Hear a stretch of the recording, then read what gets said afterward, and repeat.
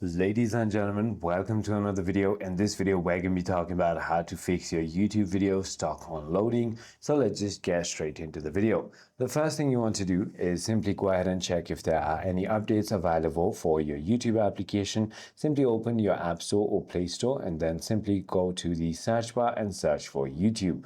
Once you've done that, there's going to be a little blue update button where the open button is. So simply go ahead and click on that update button and your application should be updated.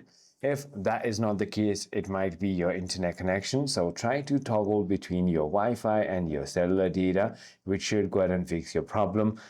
Go ahead and make sure that VPN is turned off, and also try to turn on and then turn off your airplane mode just to give it that quick little refresh. It's 12 o'clock. Once you've done that, it should go ahead and fix the problem. If it still persists, then simply go ahead and try to restart your mobile device. I hope this video clarifies everything for you. If you have further more queries, feel free to comment down below and I'll see you on the next one.